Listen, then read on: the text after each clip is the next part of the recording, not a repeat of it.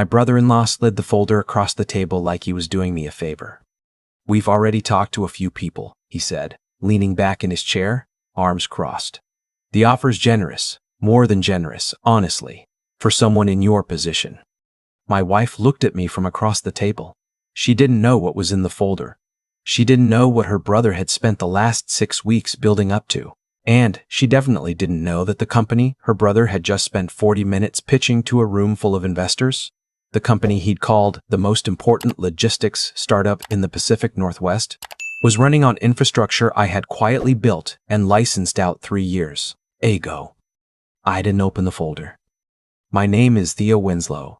I'm 31 years old. I married my wife Cara 4 years ago in a small ceremony outside Portland because she said she didn't want a wedding. She wanted a mourning. We had coffee and eggs and her grandmother cried, and I've never been happier in my life than I was that day. Her family never quite understood what I did for work. I told them I was in software development, which was true. I told them I worked remotely for a few clients, which was also true. What I didn't tell them, what I never found a natural way to mention at a Sunday dinner without it sounding like I was trying to impress someone, was that one of those clients paid me a licensing fee that cleared 7 figures annually, and that the underlying system I'd written in a rented studio apartment over 14 months was now the routing backbone for 3 separate freight logistics platforms operating across 9 states. I liked being anonymous. I'd grown up in a house where money was something that happened to other people, and when it started happening to me, quietly, consistently, I didn't know what to do with the attention that came with it. So I kept my head down.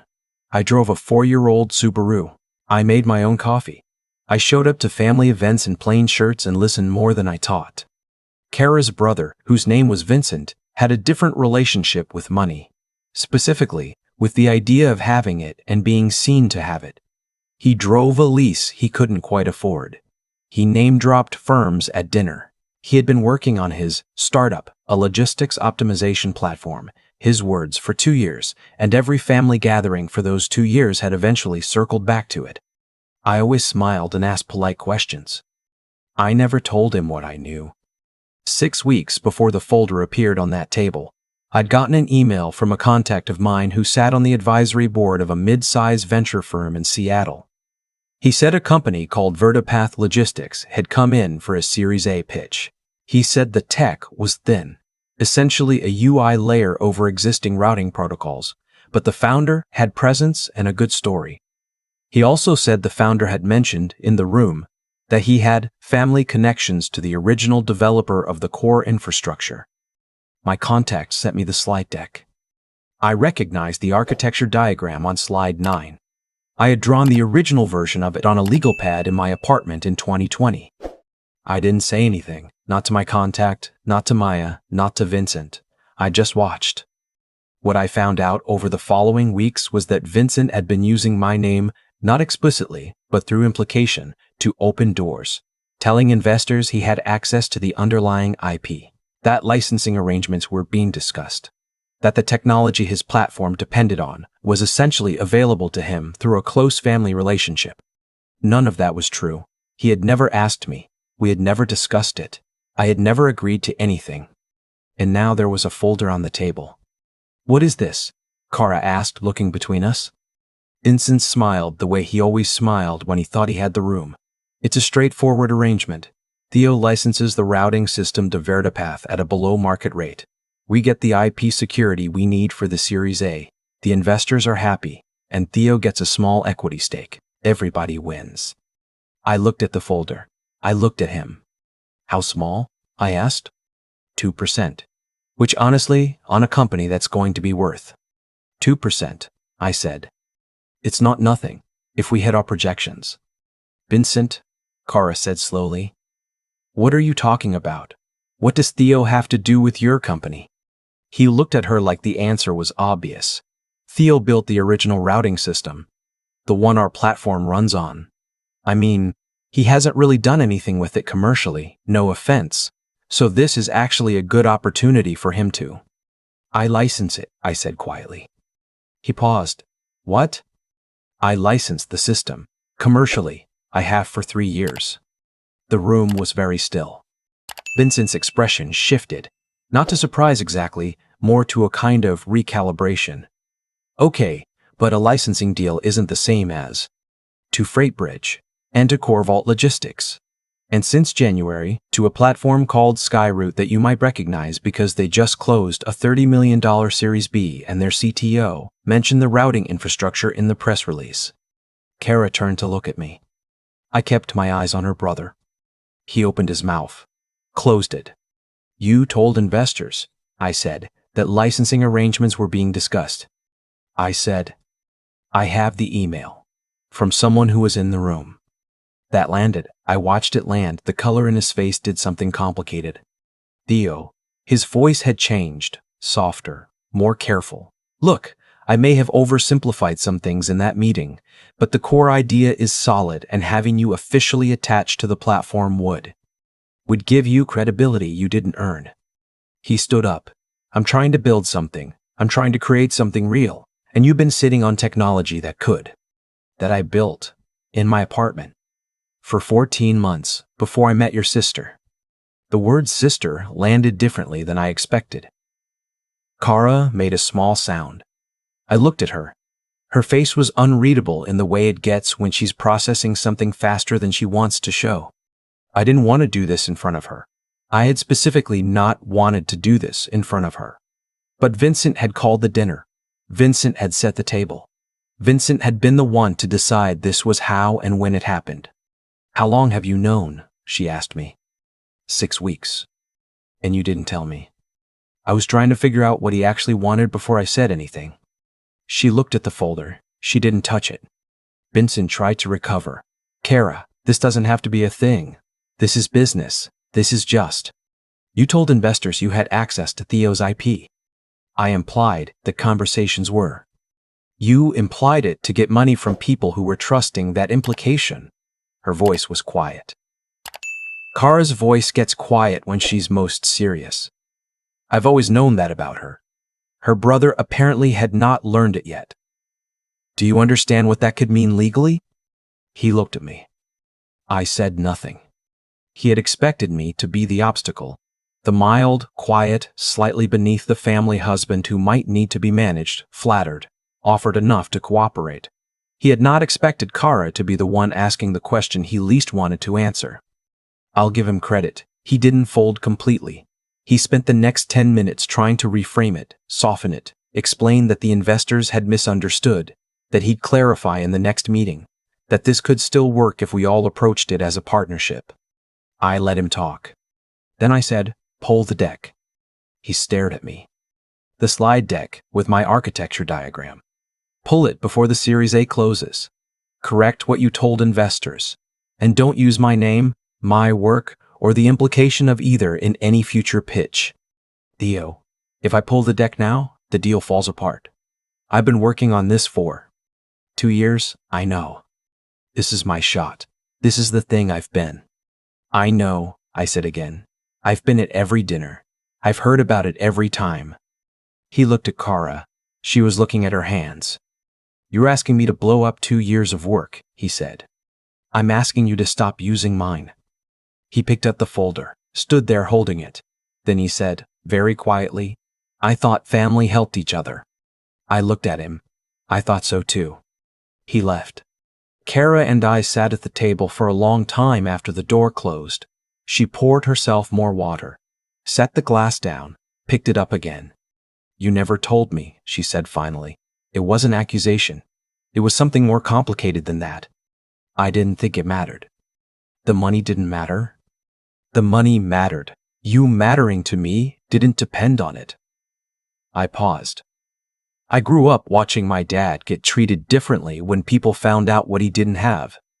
I didn't want to spend the rest of my life wondering if the people around me were responding to me or to a number. She was quiet for a moment. I married you in my grandmother's backyard. I know. I cried at the coffee spilling on the tablecloth because I thought it would ruin the pictures. You said it gave them character. It did. She looked up at me. I wasn't marrying a number. I know that now. I knew it then. I stopped. I wanted to be sure. I'm sorry I held it back. I should have told you sooner. She nodded slowly. Then she said, "How much is sooner?" "What?" "Oh, how much is the licensing, annually?" She said it carefully, like she was testing whether the words felt different out loud. I told her. She put her glass down very precisely in the center of the coaster. "Okay," she said. "Okay? I'm not mad at you for having it. I need some time to adjust the picture I had in my head. That's not your fault. It's just a lot to recalibrate." She folded her hands. "I'm mad at Vincent." "That's fair. He was going to use you. He was going to walk into that room and leverage your name and your work and come home and sit across from you at Christmas like everything was fine." "I think he convinced himself it was a favor," I said. 2% equity, letting me participate." She made a sound that wasn't quite a laugh. "Letting you." I nodded. She reached across the table and put her hand over mine. "You build things quietly," she said. "You always have. You fixed the water pressure in this apartment for 3 weeks before I even noticed it was better. You never said anything." She shook her head. "I should have known there was more." "Is not more," I said. "It's just the same thing. Bigger numbers." She smiled at that. Small, tired, real. The next morning, I called my attorney. Vincent had not pulled the deck. The Series A meeting was scheduled for the following Thursday. I knew this because my contact in Seattle had sent me the calendar invite, cautiously, professionally, making sure I was aware of the timeline. I thanked him and told him I'd handle it. I didn't send a cease and desist, though I could have. I didn't call the venture firm directly, though I had the number.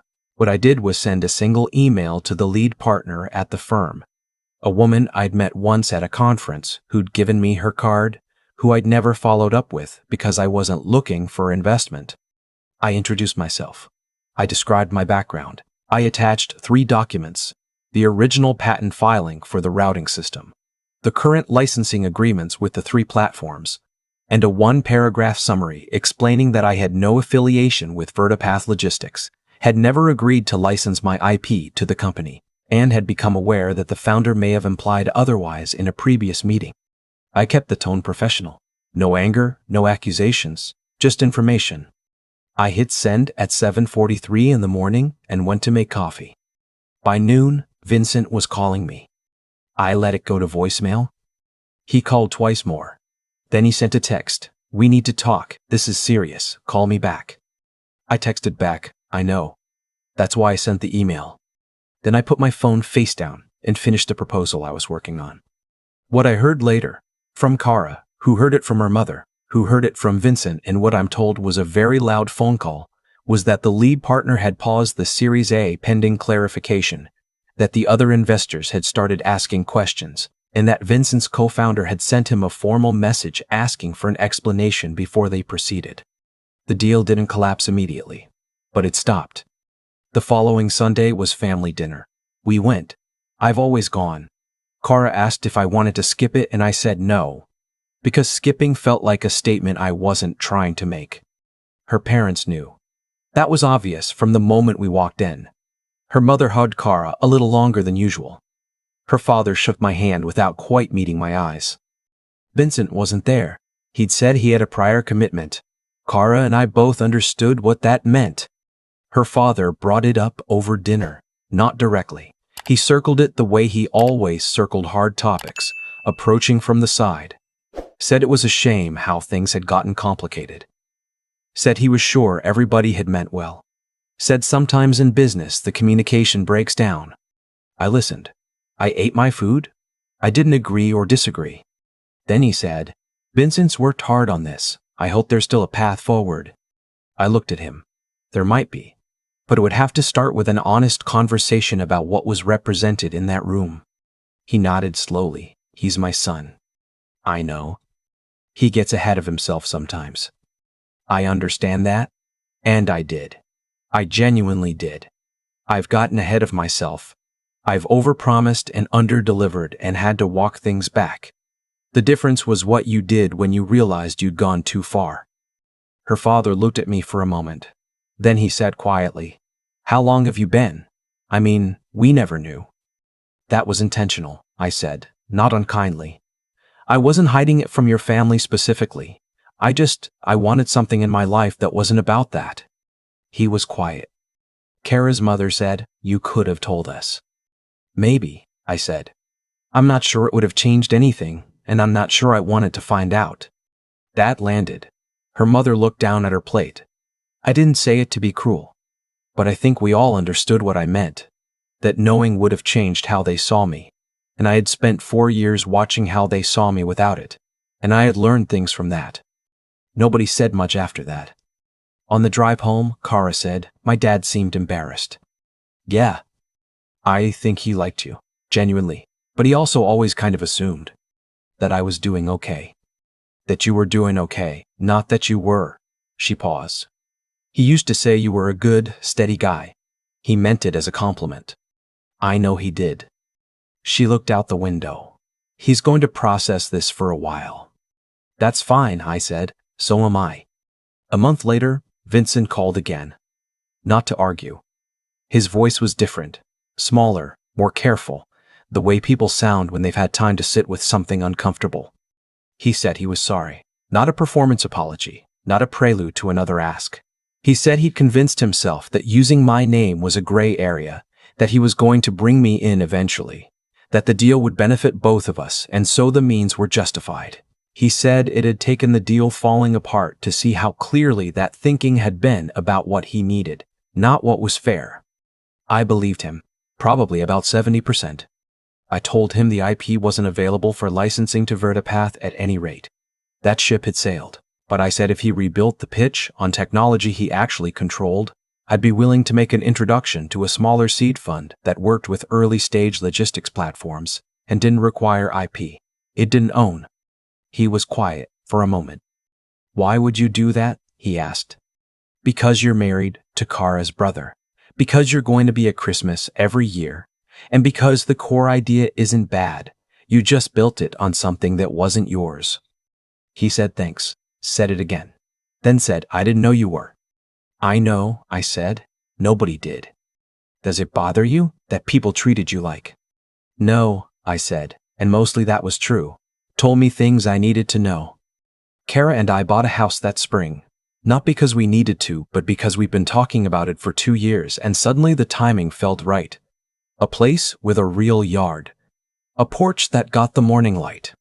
On the day we signed the papers, we sat on the floor of the empty living room with 2 cups of coffee, because we hadn't moved the furniture in yet, and Kara said, "I want you to know that none of this, the house, any of it, is why I married you." "I know. I want you to actually hear that, not just know it." I looked at her. "I hear it." She leaned her head against my shoulder. Outside, the yard was full of late afternoon light. "You still drive that Subaru," she said. "It runs fine. It has a crack in the dashboard. It runs fine." She laughed. First real laugh in a while. The kind that comes out sideways when you've been holding tension for too long and suddenly it finds an exit. I put my arm around her. The paperwork was signed. The house was ours. Nobody knew what it had cost except the 2 of us and an attorney in a building downtown. I hadn't needed to shout about it. I'd never needed to shout about any of it. I just needed to wait until the right moment to say, "This is mine, and I built it, and I did it quietly." Not because I was ashamed, but because the noise was never the point. I keep thinking about that folder sitting on the table between us, unopened on my side, already decided on his. Vincent had worked 2 years on his platform. I don't doubt that.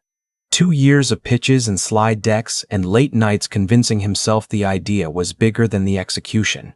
But somewhere in those 2 years, he made a choice that had nothing to do with hard work.